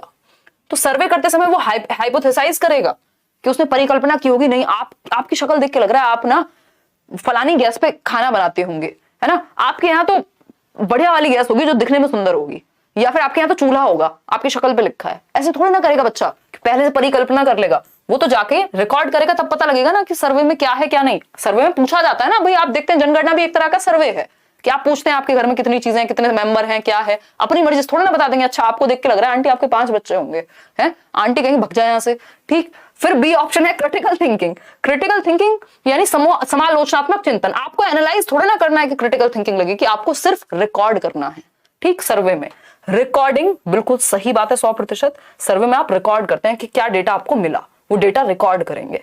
एंड लिसनिंग स्किल्स, सामने वाले की बात आप सुनेंगे कि वो किस ईंधन को यूज करता है या करती है और क्यों करती है। ठीक है। Predicting and reporting skills, predict कैसे कर लेंगे आप, है ना, रिपोर्ट चलो एक बार को मान लेते, बट प्रिडिक्ट क्या कर लेंगे आप इसमें? तो रिकॉर्डिंग और सुनने के कौशल, तो C option is the right answer, survey के थ्रू डेवलप होंगे। क्रिटिकल थिंकिंग में कोई बहस हो रही होती, डिबेट होती, किसी टॉपिक पे चर्चा होती तो ये हो जाती, कोई एक्सपेरिमेंट होता तो हाइपोथेसिस भी आ जाता। ठीक। तो डिपेंड करता है कि क्या पूछा है। क्वेश्चन नंबर 20 देखिए और जवाब दीजिएगा। What are the essential elements of continuous assessment for learning. अब ये सीडीपी का ही क्वेश्चन है कि कौन से महत्वपूर्ण तत्व हैं जो सतत मूल्यांकन के लिए प्रयोग किए जाएंगे। सतत मतलब लगातार, ऐसा नहीं है कि पेपर साल में 2 बार होगा और तब डरे हुए बच्चे आए रट्टा लगा के आ जाएं। नॉर्मली भी आप उनको कॉन्टिन्यूअसली भी असेस कर रहे हैं, जांच रहे हैं, देखने की कोशिश कर रहे हैं कि बच्चा कैसे सीख रहा है, और अलग अलग एक्टिविटीज में उनको ऑब्जर्व करके रिकॉर्ड कर रहे हैं। ठीक है। क्लियर नहीं दिख रहा है, नेहा कह रही है। आप अपनी आंखें धो लीजिए, निकाल के थोड़ा साफ करके वापस लगा लीजिए। मतलब कई बार क्या होता है, मैं डाउट लेने के लिए कमेंट पढ़ती हूँ और इतना फनी कमेंट आ जाता है सामने कि मुझे ऐसे आ जाती है कि मैंने फ्लो खराब किया ताकि आपका डाउट ले सकूं, और आप लोग ऐसे डाउट पूछते हो कि क्लियर नहीं दिख रहा है। तो वहां से अपना ठीक कर लीजिए, जो सेटिंग में ऑप्शन होगा क्लियर दिख जाएगा, है ना। ठीक है। टाइम टेबल बना के पढ़ाइए, सब्जेक्ट वाइज पढ़ा देंगे। मनीषा एक क्लास तो ले लो अभी जो चल रही है, मैं पढ़ा दूंगी, एक आध दिन दो ना, मैं प्लान बना रही हूँ उसके हिसाब से। देखो आगे बढ़ते तो इतने खतरनाक क्वेश्चन पूछते हो यार। बताओ एक बार, जल्दी बताओ, आंसर करो। बड़ा सा क्वेश्चन है, क्या पूछा है हमसे, क्या पूछा है, बताओ बताओ। हमसे पूछी हैं दो चार बातें, वो है कि कौन सा तरीका कॉन्टिन्यूअस असेसमेंट यानी निरंतर आकलन के लिए सही है, सतत मूल्यांकन के लिए सही है। It is used for passing judgement, बिल्कुल भी नहीं। सीसीई जो पूरा सिस्टम है सतत एवं व्यापक मूल्यांकन का, वो जजमेंट के लिए नहीं है। हम जजमेंट या बच्चे को पे ठप्पा लगाने, उसको पास और फेल के लिए नहीं असेस करते। उसका आकलन इसलिए किया जाता है कि उसकी क्या स्ट्रेंथ्स हैं, क्या वीकनेसेस हैं, कैसे उसको और बेहतर करेंगे। बी ऑप्शन है, it has to be built into the learning situations. ये बात सही है कि सीखने की स्थितियों में ही निहित कर ले हम बच्चे का आकलन, तो डेली बेसिस पे कॉन्टिन्यूअसली हम उसको असेस कर पाएंगे। जब वो कोई एक्सपेरिमेंट कर रहा हो, होमवर्क कर मतलब क्लास वर्क कर रहा हो, कुछ और कर रहा हो, तो उसको वहीं ऑब्जर्व कर ले। सी ऑप्शन है, it provides scope for teachers to adjust their teaching learning methodology, यानी कि यह शिक्षकों को उनकी शिक्षण अधिगम विधि को समायोजित करने की गुंजाइश प्रदान करता है। यानी जो हमारे टीचिंग लर्निंग मेथडोलॉजी है, पेडागोजी है, वेज है, मेथड्स हैं, उनको एडजस्ट करके बेहतर कर सकें टीचर्स, उनके लिए भी फीडबैक का काम करेगा। 100% सही बात है। डी ऑप्शन है, it provides no scope for learners to monitor and improve their work. भैया जब बच्चे को असेस किया जाएगा, उसको बताया जाएगा कि तुम्हें यहाँ प्रॉब्लम हो रही है, ऐसे ये हो रहा है, तो वो रिफ्लेक्ट करेगा, वो सेल्फ रिफ्लेक्शन करेगा। और हाँ, आज पोल की शिकायत नहीं है ना, वेरी गुड। तो सह शिक्षार्थियों को अपने काम की निगरानी और सुधार करने की कोई गुंजाइश नहीं मिलेगी, मिलेगी आपस में बच्चे देख पाएंगे, मॉनिटर कर पाएंगे कितना वो सीख रहे हैं, कहाँ कमी है। तो ए ऑप्शन गलत था, बी और सी सही है, यहाँ ए और डी गलत है। तो बी और सी का ऑप्शन है, यस, सी ऑप्शन में सही दिया हुआ है, तो C option is the right answer. आगे बढ़ेंगे क्वेश्चन नंबर 21 पर, समझेंगे क्या कहता है। 21वां सवाल, आसान क्वेश्चन है ये, पेडागोजी के तो specially. Kunal invited a local artisan to his school for a workshop on tie and dyeing of clothes, यानी भैया रंग करने के लिए आमंत्रित किया गया। कुणाल ने कपड़ों की बंदेज की रंगाई पर कार्यशाला रखी है, वर्कशॉप रखी है, कैसे डाई करते हैं क्लोथ्स को, है ना। अगर आपके सफेद बाल है, उनको नीले कैसे बनाना है, ये आप कुणाल की क्लास में सीख सकते हैं।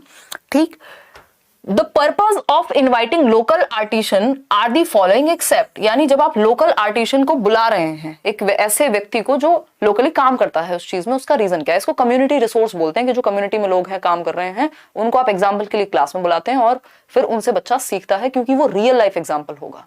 ठीक है ना। हाँ देखो, एहसान आलम कह रहे हैं कि सब हलवा क्वेश्चन करा रहे हो, मुश्किल क्वेश्चन कराओ, है ना। पेपर में आसान ही आते हैं 90% क्वेश्चन, लेकिन इनको करने हैं मुश्किल क्वेश्चन, है ना। इसमें वैरायटी है, पेपर ऐसा ही आता है, सिलेबस यही है, बस इसी को बातों को थोड़ा सा बदल के कह दिया जाएगा। इसमें से डायरेक्ट क्वेश्चन भी दिख जाएंगे आपको, ठीक। लेकिन हमें कोई मतलब नहीं है, हमें करने हैं मुश्किल क्वेश्चन, क्योंकि किसी गुरुजी या गुरु माँ ने समझा दिया है कि तुम तो पेपर में सिर्फ मुश्किल क्वेश्चन करके जाओ, जबकि 90% क्वेश्चन ईजी आएंगे या मॉडरेट आएंगे। 10% भी मुश्किल क्वेश्चन होते हैं, वो 10% भी आपको ज्यादा बता रही हूँ, जो मुश्किल सच में होते हैं, जो जिनका level higher order thinking skill वाला होता है। लेकिन क्या कर सकते हैं, देखिएगा, समझते हैं। खैर, अगर हम बात करें कि कौन सा एक पर्पस नहीं होगा एक लोकल आर्टिशियन को बुलाने के लिए और एक वर्कशॉप अरेंज कराने के लिए, learners appreciate her skills and knowledge. सही है कि भाई उसके जो कौशल है उसको सराहना करेंगे, इंप्रेस होंगे देख के, हो सकता है। Learner appreciate the technology involve in the tie and dyeing, यानी जो डाइंग में, रंगाई में और टाई में यूज होने वाली टेक्नोलॉजी है उसको अप्रिशिएट करें, चलो ठीक है। Helping students learn local language, अब लोकल लैंग्वेज तो उनको पहले से आती है ना, ऐसा थोड़ी वो सिखा के जाएगा। प्रोवाइड, और वो कोई लिंग्विस्ट तो है नहीं, भाषाविद थोड़ा ना है। Provide hands on experience of doing tie and dye, बिल्कुल सही बात है। C option is the right answer, यानी सी जो है वो एकदम सही उत्तर है कि वो भाषा सिखाने नहीं आ रहा, भाषा इनडायरेक्टली सीख जाएंगे, बट पर्पस ये नहीं है कि भाषा सिखाने कुणाल को बुलाया जा रहा है ताकि टाई एंड डाई वर्कशॉप रखवाई जाए। इनडायरेक्टली सीख जाएंगे, बट पर्पस नहीं है, क्योंकि हमसे ये पूछा था पर्पस क्या नहीं है। ठीक है, सीटेट अपने आप में आसान एग्जाम है, बट फिर भी ज्यादातर लोग 70-80% के करीब, आई थिंक, पहले तो और खतरनाक स्थिति थी, फेल ही होते हैं। उसका रीजन यही है कि हम इसके अप्रोच को नहीं समझ पाते, हम पेडागोजी नहीं समझ पाते, हमको करने हैं मुश्किल क्वेश्चन, है ना। क्वेश्चन नंबर 22 देखिए, 30 क्वेश्चन है टोटल। और ये जो पेडागोजी है, इसलिए कहा जाता है कि अगर आपके child development in pedagogy strong है तो आप इन सभी सब्जेक्ट्स में ऐसे नंबर ले आएंगे कि आप पास हो जाएं। डीएलएड कंप्लीट है, अपीयरिंग में हूं क्या, 6 to 8 भर दो। अगर रोशन ग्रेजुएशन किया हुआ है तो भर दो, दोनों पेपर भर दो। फिर देखो, अगर हम बात करें, Mehar has few students in class who have been displaced from their native place. Native place क्या है, जो हमारी मेन जगह थी, जो हमारा मूल स्थान था, जिस जगह से वो बच्चे थे, उनको डिस्प्लेस किया गया है, वो इधर उधर चले गए। मेहर जो कि एक टीचर हैं, उन्होंने ये नोटिस किया है कि कुछ बच्चों को, कुछ ऐसे बच्चे हैं जो डिस्प्लेस्ड होकर के आए हैं, अपने नेटिव प्लेस से हट के आए। मान लीजिए बिहार से थे बट अब उनको दिल्ली भेजा गया या किसी और जगह से थे जहां पे नेचुरल डिजास्टर आ गया, भगवान ना करे आए बट आता है, ऐसा होता है। उत्तराखंड से थे मान लीजिए, तो नेचुरल डिजास्टर वहां हुआ और बच्चों को डिसलोकेट करना पड़ा, इधर उधर जाना पड़ा, अपना नेटिव प्लेस छोड़ के, अपना मूल निवास छोड़ करके, and have problems adjusting in school environment. क्योंकि अब वो दूसरी जगह आ गए हैं तो उनको एडजस्ट करने में, उस एनवायरनमेंट में दिक्कत आ रही है, जो कि स्वाभाविक है, बच्चों को आएगी। अगर नई जगह अचानक से भेज दिया जाएगा अपनी जगह छोड़ करके, तो हम एक दिन दूसरे के घर चले जाएं तो नींद नहीं आती कई बार, है ना। इस स्थिति में तो चीजें ही अलग हैं। तो as EVS teacher you would, आप ईवीएस छोड़िए, आप एक टीचर के रूप में क्या करेंगे ये बताइए। Be patient so that they naturally adjust with time, यानी धैर्यवान रहेंगे ताकि वो स्वाभाविक रूप से समय के साथ समायोजित हो जाए। चलो हो सकता है, लेकिन हमें बेस्ट ऑप्शन चूज करना है। Make a group of only displaced students and give them group work. ये होता है एबिलिटी ग्रुपिंग, जो आपको नहीं करनी चाहिए कि आपने एक जैसे बच्चों को एक ग्रुप में डाल दिया, उससे क्या होगा, वो मिक्सअप ही नहीं हो पाएंगे क्लास में। आपने उनको सेग्रीगेट कर दिया, और सेग्रीगेशन क्या है, against the law of nature, अलगाव प्रकृति के नियमों के खिलाफ है। बच्चों को घुल मिल के एक साथ सीखना है। सी ऑप्शन है, encourage them to accept displacement as a fact immediately and move on. क्या क्या क्या कहें उनको, थेरेपिस्ट हैं आप, या फिर वो भी नहीं कहते ऐसी बात तो, और या फिर क्या कहें आप, मतलब कोई रिलेशनशिप एडवाइजर हैं आप कि भैया ब्रेकअप हो गया, मूव ऑन कर लो, अब तो बस हो गया, ये तो ट्रेजेडी तो हो ही गई ना। बच्चे हैं सरकार, है ना, तो उन्हें एक तथ्य के रूप में विस्थापन को तुरंत स्वीकार करने को कहेंगे, इट्स अ फैक्ट, हो गई ना, आगे वहां पे दिक्कत हो गई और अब आगे बढ़ जाओ। ये छोटे बच्चों के साथ तो एटलीस्ट नहीं करेंगे, या किसी के साथ भी नहीं करेंगे, थोड़ा टाइम तो देंगे समझने के लिए, ठीक। तो डी ऑप्शन है, help them interact more with other students and share their stories. बच्चा सबसे ज्यादा एक्टिव और बच्चे के पक्ष में, बच्चे के इमोशंस को कहां समझा जा रहा है, डी ऑप्शन में सबसे ज्यादा। बच्चे को कहां एक्सेप्टेड फील होगा, डी ऑप्शन में। ए ऑप्शन गलत नहीं कहेंगे कि आप पेशेंट रहें ताकि बच्चा नेचुरली एडजस्ट कर ले, बट आप भी तो कुछ करेंगे, बच्चा ही सब कुछ करेगा नेचुरली, तो आपका कुछ करना डी ऑप्शन में शामिल है कि एज अ टीचर आप क्या करेंगे, उन्हें अन्य शिक्षार्थियों के साथ घुलने मिलने का, बातचीत करने का मौका देंगे, उनकी कहानियों को साझा करने का मौका देंगे। क्योंकि जब हम एक्सप्रेस करते हैं, क्योंकि man is a social being, या मनुष्य क्या है, एक सामाजिक प्राणी है, तो हमें ग्रुप्स में या एक दूसरे के साथ शेयर करके, अभिव्यक्त करके अच्छा लगता है, ठीक। तो हम इमोशनली बच्चा सेफ फील करेगा, एक्सेप्टेड फील करेगा, D option is the right answer. आगे बढ़ेंगे क्वेश्चन नंबर 23 पर, देखिएगा क्या कहता है। The rational for using community as a resource, ये एक टॉपिक है, कम्युनिटी रिसोर्स कहा जाता है, यानी समुदाय क्या है, संसाधन के रूप में यूज हो। जो भी कम्युनिटी में प्रेजेंट है आपकी, जो भी समुदाय में प्रेजेंट है, उसको आप एक संसाधन के रूप में यूज कर पाए एज अ टीचर, वो बेस्ट चीज हो जाती है। जैसे किसी के पिताजी अगर डॉक्टर हैं तो उनको एक दिन कोई ऐसा टॉपिक पढ़ाने के लिए, बताने के लिए, बीमारियों के बारे में जागरूक करने के लिए बुला लिया जाए, तो बच्चे ध्यान से सुनेंगे। और वो क्या है, उस बच्चे के पिताजी क्या है, एक कम्युनिटी रिसोर्स है, क्योंकि वो कम्युनिटी का ही एक हिस्सा है, लेकिन वो संसाधन के रूप में यूज हो रहे हैं बच्चों को सिखाने के लिए, रियल लाइफ से जोड़ करके सिखा देंगे। किसी के पिताजी फार्मर हैं तो उनको बुला लिया। पुष्पांजलि कोई कह रहा है हाँ अनएम्प्लॉयमेंट है बिहार में, बट इसका मतलब ये नहीं कि बात बार बार आप बिहार को टारगेट करें। सुषमा क्या करें यार, ऐसे लोगों का कहां से इतनी फुर्सत मिल रही है आपको, है जीवन में फोकस करना चाहिए पढ़ाई पे। अब कोई तो एग्जांपल दुनिया का इंसान देगा या नहीं। बिहार मुझे पर्सनली बहुत पसंद है ना, इसलिए बार बार बिहार याद आ जाता है। मुझे लगता है वहां के लोग बहुत मेहनती होते हैं और लोग वहां से बहुत आगे जाने की कोशिश कर रहे हैं, संघर्ष करते हैं और बहुत ही भले भी होते हैं। ये मेरा पर्सनल एक्सपीरियंस है, मेरे को ऐसे कई लोग मिले हैं। बचपन से मेरा कोई ताल्लुक रहा नहीं, बिहार के बारे में कभी सुना नहीं था, मिली नहीं थी, बट दिल्ली आई तो यहाँ हर तरह के लोग हैं तो मिलना शुरू हुए। लेकिन क्या करें हम, हमारा परसेप्शन ऐसा है, एज टीचर्स हमारे अंदर इतनी घृणा भरी हुई है आजकल इंटरनेट पे, या लोगों जो भी जितने भी लोग हैं, बहुत सारे लोगों में, तो उनको हर चीज में नेगेटिविटी ढूंढनी है कि अच्छा 2 बार ये शब्द बोल दिया इसका मतलब ये होगा। अरे भाई टीचर्स पढ़ाते समय एग्जाम्पल देते हैं, 70 तरह के देते हैं, जो मन में आ जाता है वो दे देते हैं। तो समुदाय संसाधन के रूप में उपयोग करने का औचित्य है, यानी जब आप समुदाय को एक संसाधन के रूप में यूज कर रहे हैं, इसका उद्देश्य क्या है। फर्स्ट ऑप्शन है, it helps accept all knowledge in the community uncritically, यानी यह समुदाय में सभी ज्ञान को अनायास स्वीकार करने में मदद करता है। ऐसा नहीं है कि आप अनक्रिटिकली क्रिटिकल थिंकिंग को छोड़ देंगे अगर कम्युनिटी से कोई समझाने आ रहा है, तो ये तो नहीं होना चाहिए। बी ऑप्शन है, help popularise and disseminate local knowledge without questioning it. ऐसा नहीं होता, किसी भी नॉलेज को बिना क्वेश्चन किए बच्चों को भर नहीं लेना है, फिर तो वो टीचर सेंटर्ड या अथॉरिटी सेंटर्ड हो जाएगा। Community itself has a stake in their children's learning and needs to be involve. ये बात बिल्कुल सही है कि समुदाय का भी अपनी हिस्सेदारी है, भागीदारी है बच्चों को सिखाने में, इसलिए उनका भी इन्वॉल्व होना जरूरी है। बच्चा एक तो रियल लाइफ से जुड़ेगा, दूसरा समुदाय उनको कुछ सिखा पा रहा है तो वो सोसाइटी के लिए तो बन रहे हैं ना। लर्निंग एक सोशल एक्टिविटी है। ठीक, डी ऑप्शन है community if not involve will be offended. ये कोई सेंस नहीं है कि भैया नाराज हो जाएगा अगर समुदाय को नहीं इन्वॉल्व किया तो पॉजिटिव ऑप्शन क्या है? सी। ठीक, फोकस हमें पॉजिटिव पे करना है, बच्चे की भलाई पे करना है। ज्यादातर क्वेश्चंस पेडागोजिकल आपके सॉल्व हो जाएंगे, जहां बच्चा एक्टिव है, बच्चे की भलाई की बात हो रही है, वो उत्तर सही है। और 4-5 क्वेश्चन बचते हैं। 24th क्वेश्चन है, आरोही आस्क्ड हर लर्नर्स, यानी आरोही क्या है? टीचर है। उन्होंने अपने लर्नर्स से पूछा draw a map of their classroom. उनका जो क्लासरूम है जिसमें वो है, एक मैप बनाए उनका। This activity will help in developing, कि भाई कहां से बरामदा है, यानी कहां से आपका वो कॉरिडोर है, कहां सीढ़ियां जाती हैं। मेरी ड्राइंग तो खैर खतरनाक है। तो ड्रॉ करने को कहा उन्होंने कि अपने क्लासरूम का या अपने स्कूल का एक मैप बनाओ। बताइएगा। तो पहला ऑप्शन है skills of predicting and calculating, यानी पूर्वानुमान और गणना के कौशल। कैलकुलेशन थोड़ा ना होती है मैप में, है। प्रिडिक्ट क्या करोगे वो तो पहले से पता है आपको। रिकॉर्डिंग डेटा, रिकॉर्ड नहीं करना, आपको खुद इमेजिन करके बनाना है। Understanding of relative positions and orientations, ये बात बिल्कुल सही है। देखिए जब भी मैप की बात आए तो एक वर्ड लिखा हुआ रिलेटिव पोजीशन, ऐसा मैथ्स के क्वेश्चन में भी होता है, ऐसा ईवीएस के क्वेश्चन में भी होता है। मैप पे क्वेश्चन आता है इस तरह का कि मैप से फायदे क्या होते हैं बच्चों से मैप बनवाने से। तो अभिविन्यास और सापेक्ष स्थिति की समझ कि भैया कौन सी चीज कहां होगी, वो रिलेटिव पोजीशन समझ पाएगा कि इधर से आता हूं तो सीढ़ियां यहां पड़ती हैं, इस दिशा में मेरा ये कॉरिडोर है, इस दिशा में क्लासरूम है, और इस क्लासरूम के बराबर में ये वाला रूम है, या प्रिंसिपल्स रूम ये है, फर्स्ट फ्लोर है, सेकंड फ्लोर है। तो वो रिलेटिव पोजीशन को समझ पाएगा अपने दिमाग में। तो मैप के लिए वो इजी हो जाएगा कि वो स्पेस को समझ पाएगा। तो ये बात सही है कि कहां कौन सी एक चीज ओरिएंटेड है ये समझ पाएगा। ड्राइंग लैंडस्केप नहीं, उसके लिए फिर बहुत सारे तरीके हैं कि अगर आपको सिर्फ ड्राइंग लैंडस्केप उसका अच्छा कराना है तो आप कुछ भी चित्र बनवा सकते हैं। C option. क्वेश्चन नंबर 25 देखिएगा। क्वेश्चन नंबर 25 क्या है? Which of the following is not, बड़ा बड़ा नॉट लिखा है, ध्यान से देखिएगा। अब तो ये नॉट को कैपिटल लेटर्स में देने लग गए, अदरवाइज तो कैपिटल लेटर्स में पहले देते नहीं थे, तो आप लोग को गलती हो जाती थी।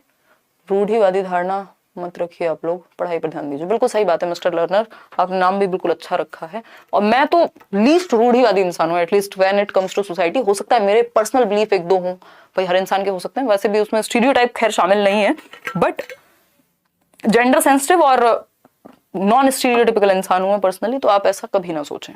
ठीक, बहुत हर्ट हो गई हूं मैं, आंसू दिख नहीं रहे हैं आपको।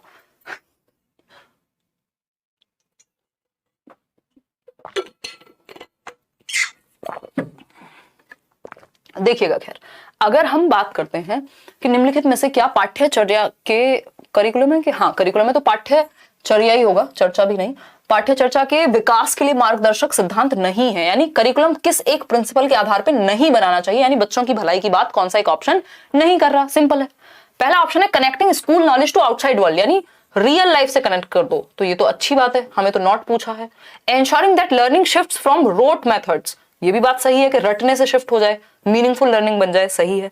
मेकिंग एग्जामिनेशन मोर इजियर, ये कहीं नहीं कहा गया, फ्लेक्सिबिलिटी की बात की है एग्जामिनेशन को लेकर के, ये नहीं कहा कि आसान बना दो पेपर को, ठीक है ना। फिर आता है D option, ensuring curriculum so that it goes beyond text books, ये बात बिल्कुल सही है कि हम ये एंश्योर करें, हम ये सुनिश्चित करें कि पाठ्यचर्या समृद्ध हो और ये किताबों से बाहर जाए, रियल दुनिया में जाए, है ना। बियॉन्ड टेक्स्ट बुक, सिर्फ बुक को, टेक्स्ट बुक को ही हम सर्वसर्वा ना मान लें। टेक्स्ट बुक क्या है? वन ऑफ द रिसोर्स है, ये क्वेश्चन हर बार आता है।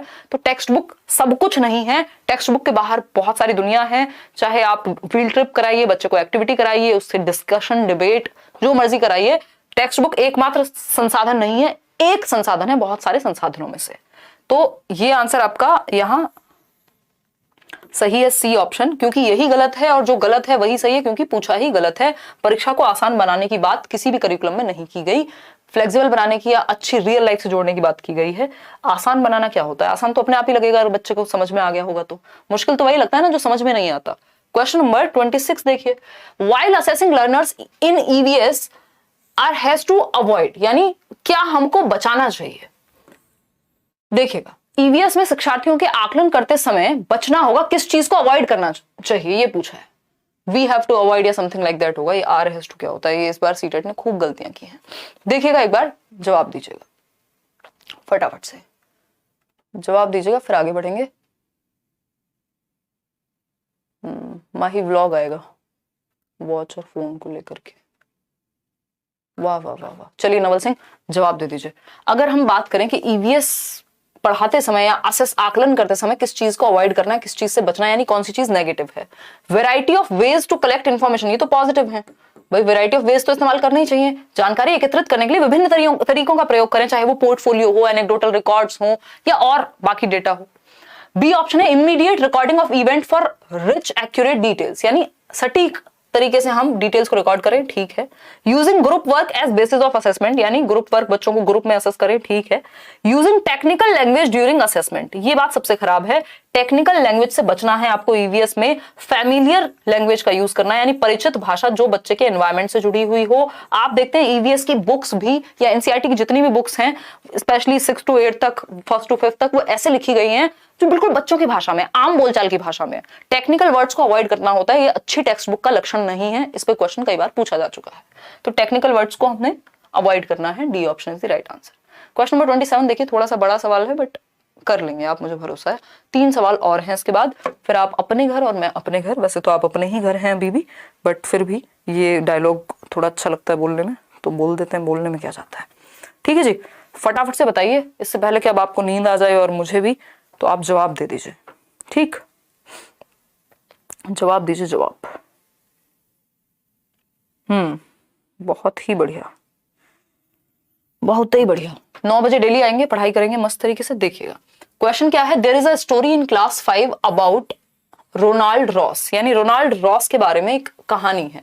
अभी हम बात कर रहे थे ना, मलेरिया पे इन्होंने रिसर्च की थी, तो रोनाल्ड रॉस के बारे में कहानी है। हु रिसीव्ड नोबेल प्राइज मिला इनको मेडिसिन में 1902 के अंदर फॉर डिस्कवरी दैट मॉस्किटोज जो हैं वो मलेरिया फैलाते हैं। पहले लोगों को लगता था पानी से मलेरिया फैलता है, ठीक। While working in a hospital in Secunderabad, India की ही बात है ये। he details in his own words how he spent time chasing mosquitoes, cutting open mosquitoes stomach and observing it under microscope. What would be the purpose of including Ronald Ross story in EVS? भैया ये जो Ronald Ross की कहानी है जिसमें scientific चीजों के लिए उनको यहाँ पे नोबेल प्राइज मिला, ये क्यों ऐड की गई होगी ईवीएस में, ये आपको पता लगाना है। तो कॉमन सेंस से आप ये सॉल्व कर पाएंगे। ए ऑप्शन है to help learners understand about scientific processes, ठीक है। साइंटिफिक प्रोसेस के बारे में पता लगेगा, उन्होंने कैसे मॉस्किटो के पेट को काट के उसके अंदर झांका, देखा कि कैसे ये क्यों होता है मलेरिया, ये सारी चीजें। टू इंस्पायर, तो उनके अंदर एक डिस्कवरी या एक्सपेरिमेंटेशन की एक प्रवृत्ति जागेगी बच्चों के अंदर। To inspire learners to write stories, may be to encourage learners to collect more exciting stories about various discourses, यानी बच्चों को इंटरेस्ट आए कि वो अलग अलग रोमांचक कहानियां जाने, पढ़ें, लिखें, कलेक्ट करें, ठीक है। To appreciate history of science, ये भी सही है कि साइंस की हिस्ट्री के बारे में बच्चे को पता लगेगा। लेकिन बात यह है, चारों में से कोई भी बहुत ज्यादा नेगेटिव हमें नहीं लग रहा, लेकिन 3 ही ऑप्शन सही हो सकते हैं, तो किसी एक को हमें हटाना होगा, ठीक। तो ये अंडरस्टैंड अबाउट साइंटिफिक प्रोसेस, हाँ साइंस से ही रिलेटेड ये टॉपिक है, क्योंकि साइंस भी हम ईवीएस में पढ़ाते हैं जोड़ करके। इंस्पायर करेंगे लिखने के लिए कहानी, लिखने की बात यहाँ कोई हुई नहीं है। अगर लिखने के लिए इंस्पायर करना होता तो फिर कोई और चैप्टर हम पढ़ा सकते थे, जरूरी नहीं है कि साइंस का चैप्टर कहानी लिखने के लिए इंस्पायर करे, कर सकता है, बट ये कमजोर लग रहा है ऑप्शन हमें। एक्साइटिंग स्टोरी करेक्ट करे, इसमें बच्चा ज्यादा एक्टिव है राइटिंग से ज्यादा।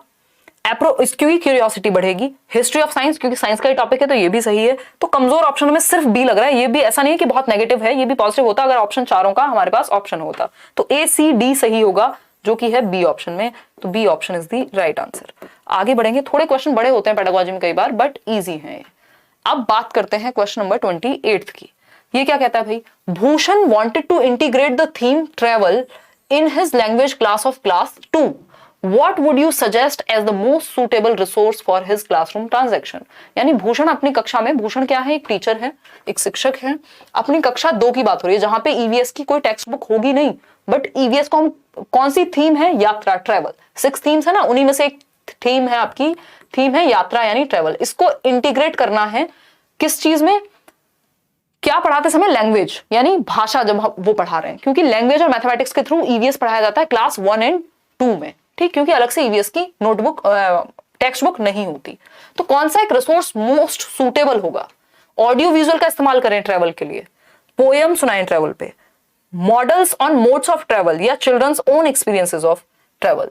बहुत आसान है, बच्चे के खुद के एक्सपीरियंस, जिसमें बच्चा सबसे ज्यादा एक्टिव है, जहां वो अपने आप को अभिव्यक्त करेगा। अच्छा बच्चों बताओ गर्मियों की छुट्टी में कहाँ गए थे, तो बच्चों को आ जाएगा मजा और वो बता देगा अपने एनवायरमेंट के बारे में भी और कौन सी यात्राएं रही होंगी। कोई बच्चे होंगे कुछ बेचारे हमारे जैसे जो सिर्फ नानी के घर ही जाते होंगे छुट्टियों में, तो वो भी बता देंगे, लेकिन बच्चों का एक्सपीरियंस से ऊपर कुछ भी नहीं है। वो ऑप्शन बेस्ट है जिसमें बच्चा सबसे ज्यादा एक्टिव है, अपने अनुभव अपनी रियल लाइफ से जोड़ेंगे। तो इन तीनों चीजों से ज्यादा एक्टिव बच्चा अपने अनुभव को शेयर करते समय होगा, तो इसलिए डी ऑप्शन बेस्ट है बाकी तीन से। क्वेश्चन नंबर 29 देखिए, सेकंड लास्ट क्वेश्चन है। ये कहता है कि a learner in your EVS class shares her observation about a beggar boy. एक बच्चा है आपकी क्लास में जिसने एक भीख मांगने वाले बच्चे को, पड़ोस के भिखारी लड़के के बारे में अपने अवलोकन को साझा किया कि उसने क्या ऑब्जर्व किया उस बेगर बॉय के बारे में in her neighbourhood and wants to know why his parents do not send him to school. और अब वो जानना चाहता है कि वो बच्चा जो है वो भीख मांग रहा था, तो बच्चे के लिए तो बहुत ऐसी बात है ना जो उसने पहली बार देखी होगी। तो उसने कहा मैंने अपने आसपास एक बच्चे को भीख मांगते हुए देखा और वो मेरी एज का था, मान लो वो स्कूल नहीं जा रहा था। ये बात वो क्लास में डिस्कस करना चाह रहा है कि उसके पेरेंट्स, मैंने उससे पूछा कि उसके पेरेंट्स उसको स्कूल क्यों नहीं भेजते। तो उस केस में जब हम बात करते हैं तो क्वेश्चन क्या है, how would you respond to the learners as a teacher. आप बच्चों को या शिक्षार्थी को कैसे जवाब देंगे जब आप इस पोजीशन में हैं as a teacher. Listen but stick to your lesson plan. आप कहेंगे मैंने लेसन प्लान बना के लाया हूं घर से, मुझे इतने मिनट में ये चैप्टर कंप्लीट कर देना है, कोई फालतू बात तुम्हें करनी नहीं है। ऐसा नहीं होता, बच्चे की रियल लाइफ से आप सुनते हैं उसकी बात। ठीक, explain condition of beggars all over India. अब आप सीधा कंडीशन बता देंगे। क्लास अगर छोटी हुई तो आप सीधा सीधा, कोई बच्चा अपनी ऑब्जर्वेशन बता रहा है, आप सीधा सीधा कंडीशन समझा देंगे, बड़ी दुर्दशा है। फिर आता है C option, discuss the issue separately with the learner. ये भी कोई जरूरी नहीं है, बात वहां तक पहुंची नहीं है अभी। Acknowledge her observation and discuss it in whole class. आपको समय बचाते हुए क्या करना है, बच्चे को टैकल करना है और उसकी बात को सुनना भी है, उसको एक्सेप्टेड भी फील कराना है क्लास में। एक्नॉलेज यानी आपको इस बात को क्या करेंगे, इस पे ध्यान देंगे, एक्नॉलेज करेंगे हर ऑब्जर्वेशन जो उसने ऑब्जर्व किया और डिस्कस करेंगे फिर पूरी क्लास में। अब ये जो बाकी की दोनों चीजें थी ये दोनों यहां आ गई, कहां पे, यहीं पे। अब आपका मन होगा तो इस डिस्कशन में आप सारी कंडीशन भी बता सकते हैं, इशू पे बात भी कर सकते हैं, सब कुछ हो जाएगा। तो वो ऑप्शन बेस्ट है जो सबसे बेस्ट हो या फिर बाकी के ऑप्शंस को अपने अंदर इंक्लूड करता हो। तो डी ऑप्शन में बाकी के दोनों ऑप्शन अपने आप ही आ गए कि आप एक डिस्कशन शुरू करेंगे इस टॉपिक पे। क्वेश्चन नंबर 30 देखिए। क्वेश्चन नंबर 30 क्या है भाई, क्वेश्चन नंबर 30 है गेम्स एंड रिडल्स, यानी जो गेम्स हैं, रिडल्स हैं, पहेलियां हैं, are important part of EVS teaching and learning as, यानी खेल और पहेलियां ईवीएस के शिक्षण और अधिगम के महत्वपूर्ण हिस्से हैं क्योंकि they provide break from classroom monotony, यानी कि क्लासरूम में जो मोनोटोनस हो जाता है यानी बोरिंग हो रही है क्लासरूम, उसको वो ब्रेक करते हैं। चलो मान लेते हैं। बी ऑप्शन क्या है, बी ऑप्शन है they provide fun time for learners, यानी वे शिक्षार्थियों को मजे करने का समय प्रदान करते हैं। चलो मान लेते हैं, बट कुछ लर्निंग भी तो होगी इसके पीछे। They allow learners to discover patterns on their own, यानी वो पैटर्न को समझ पाए कि जब ये पहेली पूछी जाती है तो इस पैटर्न पे होती है ना। जब ये खेल मान लीजिए वो खेल रहे हैं तो कोई एक पैटर्न होगा, उसमें रूल्स को समझना हो, चाहे वो रिडल्स को समझना हो, ताकि बच्चे आंसर तक पहुंच पा रहे हैं, वो रीजनिंग भी उनकी अच्छी होगी उससे। ये बात थोड़ी ठीक लग रही है कि पैटर्न किससे रिलेटेड है, रीजनिंग से रिलेटेड है। They are easy to transact in classroom, ऐसा नहीं है कि वो संपादन कर पाएंगे। तो सबसे एक्टिव बच्चा यहाँ है जहां वो डिस्कवर कर पाएगा खुद से रिडल्स और गेम्स के थ्रू कि क्या पैटर्न पे ये चीजें पूछी जा रही है और क्या पीछे का उद्देश्य है या किस टॉपिक से ये बात आ रही है। तो अपनी थिंकिंग प्रोसेस भी लगाएगा, इमेजिनेशन भी लगाएगा और पैटर्न को रिकॉग्नाइज कर पाएगा।